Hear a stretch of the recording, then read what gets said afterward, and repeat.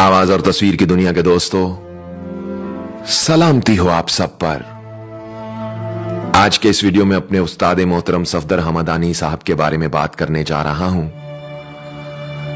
सफदर साहब के बारे में 5 या 10 मिनट के वीडियो में बात करके उनकी शख्सियत के मुख्तलिफ पहलुओं का अहाता करना नामुमकिन बात है, क्योंकि सर का शुमार उन लोगों में नहीं होता जिनकी वजह शोहरत किसी एक या दो कामों की बदौलत हो। सफदर साहब तो अलूम व फनून का एक समंदर हैं। शायर, दानिश्वर, अदीब, सहाफी, रेडियो ब्रॉडकास्टर, कॉलम निगार, मुसन्नफ, तज्जिया निगार, मज़ाह निगार, social media content creator, blogger, Urdu ज़बान और गुफ्तगू में महारत, हमद, नात, सलाम, नोहा, मरसिया, जिक्र अहले बैत। मैं कौन कौन से हवाले से सफदर साहब की शख्सियत पर बात करूं कि वो ना सिर्फ हर फन मौला हैं बल्कि हर फन में महारत भी रखते हैं।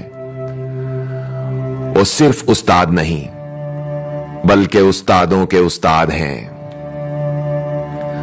नफासत ऐसी कि एक बार मिलकर बार बार मिलने को जी चाहे। अखलाक ऐसा कि जो एक बार बात कर ले दीवाना हो जाए। अल्फाज का इस्तेमाल और गुफ्तगू ऐसी कि बस सुनते जाओ और सर धुनते जाओ। लबो लहजा और अंदाज ऐसा कि सीधा दिल पर दस्तक दे। तलफ्फुज और अदायगी ऐसी कि सीखने, समझने और जानने वालों के लिए एक अनमोल खजाना।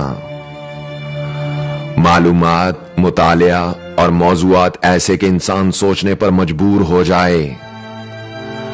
बेशक ऐसे लोग तो सदियों में पैदा होते हैं। अपने वतन और अहले वतन से मोहब्बत का यह आलम कि जब दीगर शायर हिजरो वसाल और मोहब्बत व महबूब जैसे मौज़ूआत के अलावा किसी और मौजू पर लिखने से कासिर हैं, वहां सफदर हमदानी का कलम उन मसाइल और मौज़ूआत पर लिखता दिखाई देता है जिन पर बात करने की जुर्रत आज के नाम नहाद शायरों और कलमकारों में नहीं है। जहां दूसरों की आवाज बंद हो जाती है वहां तन्हा सफदर हमदानी की आवाज की गूंज सुनाई देती है। जहां दकियानूसी ख्यालात और मक्खी पर मक्खी मारने वाले शायरों के कलम की स्याही खत्म हो जाती है, वहां सफदर साहब की तहरीरें अपने मुनफरद होने का एहसास दिलवाती हैं। जहां शायर हजरात अपने अलावा किसी और को देखने को तैयार नहीं और दूसरों को तस्लीम करने से इनकारी हैं, वहां सफदर हमदानी साहब नए लिखने वालों की ना सिर्फ हौसला अफजाई करते दिखाई देते हैं बल्कि अपने आलमी अखबार की बदौलत नए लिखने वालों के लिए तख्लीक और उम्मीद का एक जहान आबाद कर रखा है। सफदर हमदानी रेडियो की उन खूबसूरत आवाजों और जरखेज तख्लीकी दिमागों में से एक हैं जिन जैसा आज के रेडियो में कोई एक भी नजर नहीं आता। रेडियो पाकिस्तान को यह फख्र हासिल रहेगा कि सफदर हमदानी जैसे आर्टिस्ट ने अपनी जिंदगी के कई साल वहां अपनी खिदमत सरअंजाम दी। दोस्तों, रेडियो बोलने वालों की दुनिया है और अच्छा बोलने वालों में सफदर साहब का नाम कभी भी भुलाया नहीं जा सकता।